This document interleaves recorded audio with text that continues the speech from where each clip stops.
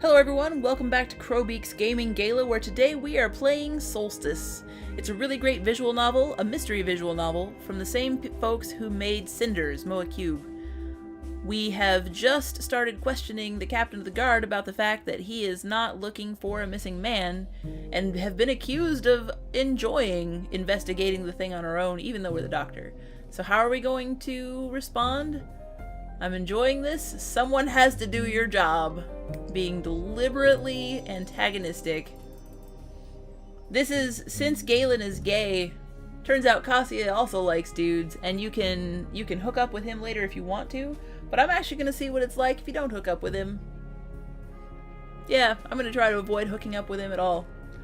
Although hooking up with him has, if you do hook up with him, you get some interesting complications later, which I assume, even though I'm not planning to hook up with him, we'll still get to a point where I can talk about those. So look for that. There's so much going on with all the characters in this game. It's great.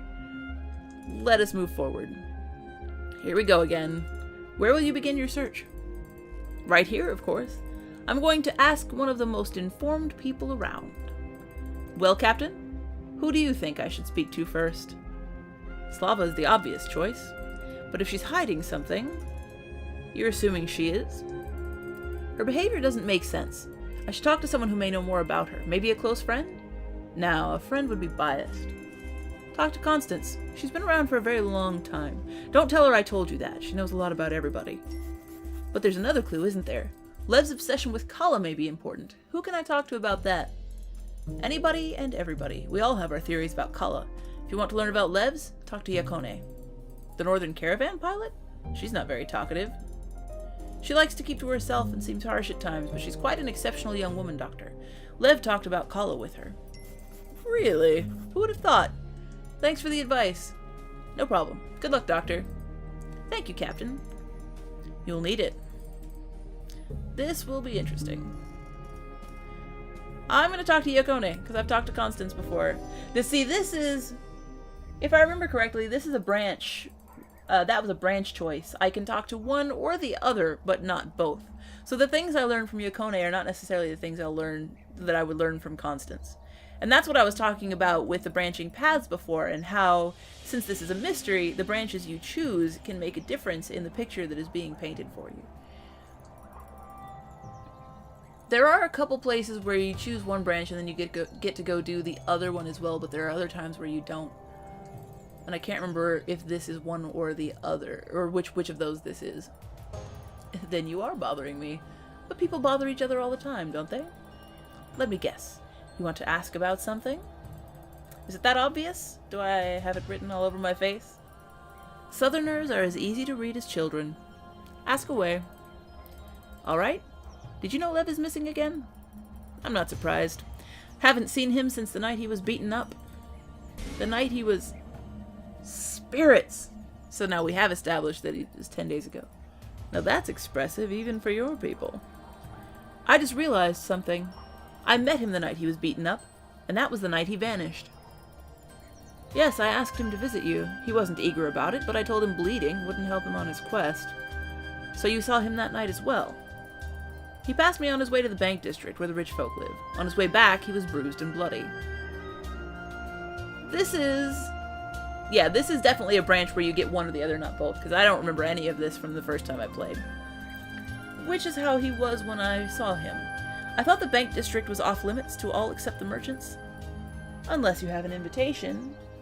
Or what? Nothing. You need a fancy piece of paper or a big bag of money to get in. The poor sod didn't have either. So he was attacked? By whom? You're a bit slow, even for a newcomer. By Istvan's guards. Can't blame them either. They were fed up with his snooping and trespassing and whatnot. They've given him warnings before. Even the old man has. That night, the guards lost their temper. Or maybe the old man did. But if it was so risky, why would he go there in the first place? You talked to him, right? Then you know that man's soul has been eaten through by hunger. Ooh, that's a really nice turn of phrase. For Kala. That's what Southerners call it. Northerners have another name for it? Of course. We know its true name. Your people gave it a stupid word that means nothing to make it more mysterious. Since all you're good at is taking things for yourself, you imagine it's some kind of magical wish-granting toy. I'm beginning to get the impression that you don't like me because I'm not from around here. Don't be stupid. Nobody in the whole city is from around here. Demons, the city itself isn't from around here. They built it to stand out like a bad joke, a slap in the face of all the North. You must truly come from far away if you didn't know that. Tell me, what's your name again? Galen? Alright, Galen. Let's imagine Kala really is a toy that can give you anything you wish for. You only have to ask. But you may only use a single word. What's your wish?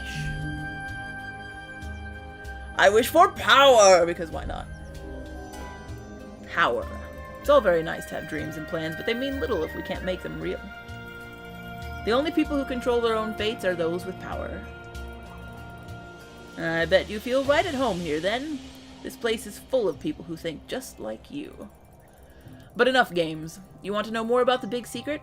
Then pay attention. It's all very simple. A long time ago, all of the North belonged to my people, including this place. Especially this place. This was your city? Don't be dense. There was no city. There was an oasis, a patch of land without ice and snow that had lots of shallow caves.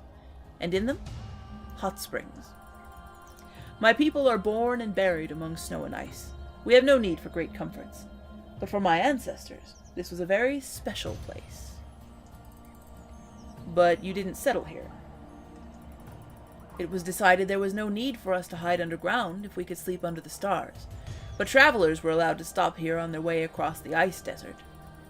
They returned to their homes with strange tales about the air, the water, and the warmth. How it would twist their dreams and send them visions. Wise men and women were sent here to study the cause. They experienced their own visions and declared the oasis holy. Then why did they build a city here? This place was special for southerners, too. They knew it was the only haven in the ice desert, and they were eager to send their trade caravans through to the north. Caves wouldn't do it for them. They needed an entire city. So they claimed this land, and erected their bloody palaces and towers. They put their metal pipes through the ground and into the springs, made them run through the walls to warm the entire city. They didn't care that it was sacred. Your people allowed it? We didn't know how to fight. In the snow, it makes no sense to kill others. You may need their help later on. We only knew how to hunt. But the wise people studied the ways of the oasis and learned the southerners' plans before their arrival. They were prepared.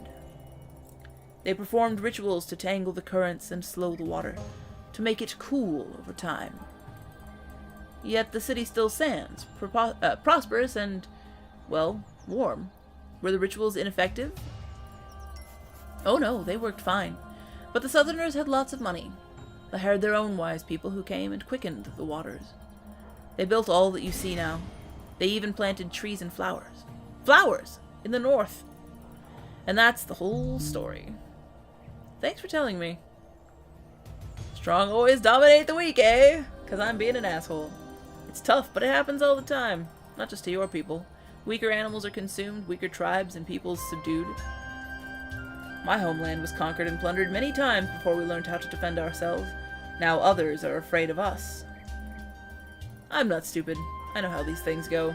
My ancestors were innocent, but also naive. Living in the snow dulled their wit. It's different now. There's no point in discussing these old stories. You got your answer. What answer? You didn't even mention Kala in your tale. Oh, I see. It's the place itself. Or the water, or the visions, or maybe magic. Something like that. Whatever it is, it has little to do with what people like you imagine it to be. That's what I've been telling Lev, but he probably just heard what he wanted to hear. That's his favorite way to listen. He wanted to learn about the lore of your people and use it to find Kala. Everything he ever does has the same goal.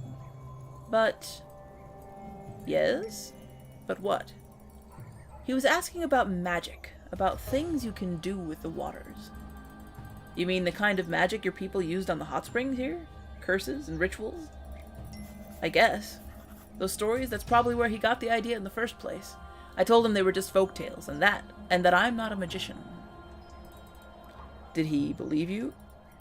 Who knows? It's difficult to say what he believes. Anyway, why are you so interested in Lev? You didn't even know him. His wife asked me to look for him, and he was also my patient, though only for a minute or two. If Slava is so worried, why doesn't she ask the old man? I bet he knows where Lev is. You mean Istvan? The rich geezer, yes. But I thought he was the man in charge here. Can someone really just go and start asking him questions? Depends on who you are. But I've talked enough. Go away. I want to be alone. Alright. Thanks for telling me all this, by the way. I really appreciate it. Yeah, whatever. I need to get back to my tent. See you later, Yakone. I guess it's time to ask Slava a few questions.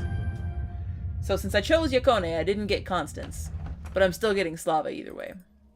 Dr. Galen, I'm so glad to see you again. Do you have any news about Lev? I got some information, yes. I've also heard some things that were apparently public knowledge that you forgot to mention. What do you mean? You haven't been honest with me, Slava. We need to be open about this. Firm demand. How can you expect me to help you when you insist on keeping me in the dark? If I'm to continue this investigation, don't you think I deserve to know what others already seem to know? It's only fair. I don't know what others have told you, but you shouldn't believe everything you hear. My conscience is clear. I told you what I know. You have no reason to doubt me. I see. So it's a lie that this is the first time you've been so concerned about Lev's disappearance? I've heard it's never bothered you before. People were quite surprised by how upset you were today. Why are you asking me this? Are you investigating Lev's disappearance or my emotional well-being? I can't believe it. I thought you were a reasonable man. I thought you knew the difference between fact and ugly rumor. I expected more of you. Enough! Did you know your husband was beaten by Istvan's guards the night he vanished? I did. Istvan told me. You heard this from Istvan? I never expected he would actually do it. That's something I didn't know, that she learned that thing from Istvan. If you take a nicer tack with her, that information doesn't come out. He came to me that night. Istvan's guards didn't go easy on him. You knew this the whole time? I knew he could be a ruthless man, but he's changed so much. Spirits. The way you talk about him. What exactly is your relationship with Istvan? Wow, we got to that really fast. He's my employer. I'm bound by compact to his will. Compact? You're right, you really don't know the basics. It's a form of contract that basically makes you the holder's slave. Everyone in the city has to sign a compact with a bank, and that used to mean Istvan. I thought the merchants governed everything. The families are always fighting each other. Istvan's family is the strongest. It's effectively in charge. Before he retired, Istvan ruled the city with an iron fist. His word was law. When the merchants left for the winter, they left him here as caretaker, which gives him all the power there is. So he's the only authority now, and since he has his guards with him, he can do whatever he wants, just like his ruling days. You seem to know him well. Let me ask you once more, what's your relationship with Istvan? He is my employer, and my lover. If you take a different tack with her in this conversation, you do not find this out until way later in the game, or at least I didn't on my first playthrough. So that's really interesting. I wonder if all the information is doubled up like that. Like, if you take this... I doubt it is. There's a lot of different paths that you could take through the game. What kind of job do you do for him? I'm bound by my compact never to reveal it. I can't tell you... Wow, this is... Huh. Information in different order. This is really interesting. ...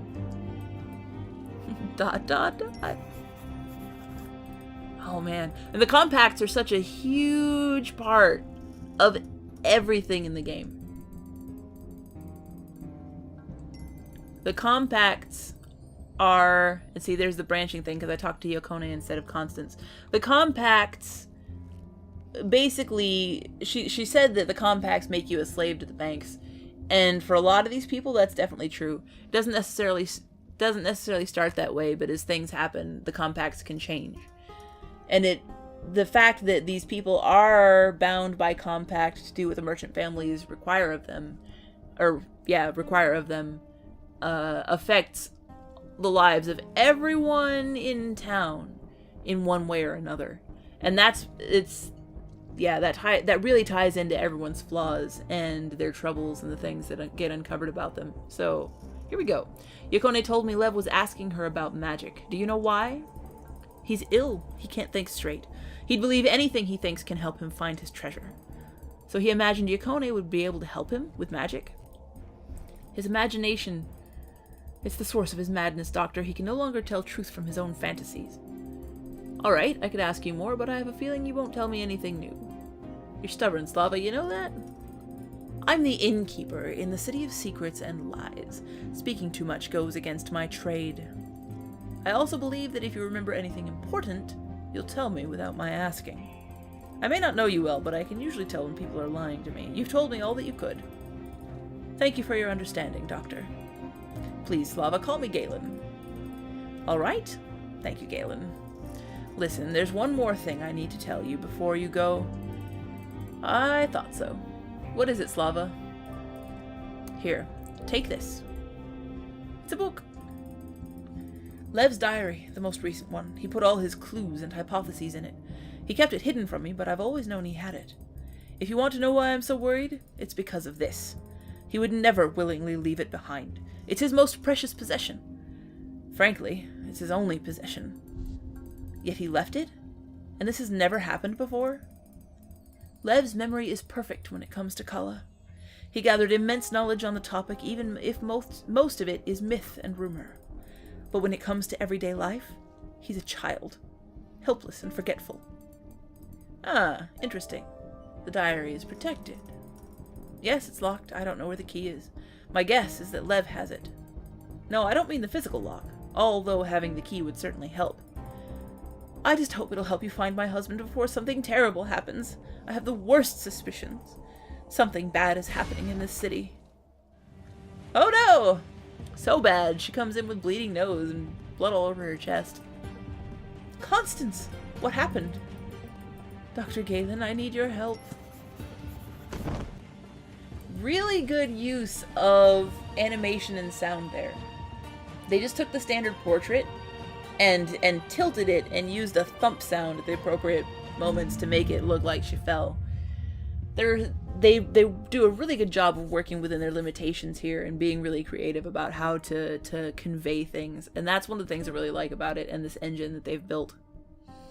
So this, as you can see, you've got, instead of having all the feathers and stuff in the background, we got a whole bunch of wrenches. I don't know why anyone needs quite that many wrenches, but this is the beginning of the first bit of Yanni's perspective. And you'll see here in a moment, this actually picks up at the point where you had that first conversation between her and the doctor. So we're going back in time a little bit to earlier in the same day. By some bizarre coincidence, I was found by the last sleigh caravan en route to the city. The fact that it was carrying a skilled healer bordered on the impossible, but what matters is that I survived and reached my destination. When I was finally strong enough to get out of bed, I learned two things. First, the doctor was very inquisitive, and second, he was very busy. It seemed that despite the dead season, the city teemed with schemers. And since I had a few secrets of my own, I had to be cautious. What secrets could they be? We'll have to look into what her secrets could be next time, because I'm going to end this episode here. If you're enjoying the show, if you're enjoying the game, please consider buying it. I highly recommend it. It's very well done, very well written, and it's a really good story. But if you just want to watch, go ahead and wait a couple days for the next episode. Thank you very much, and have a good one.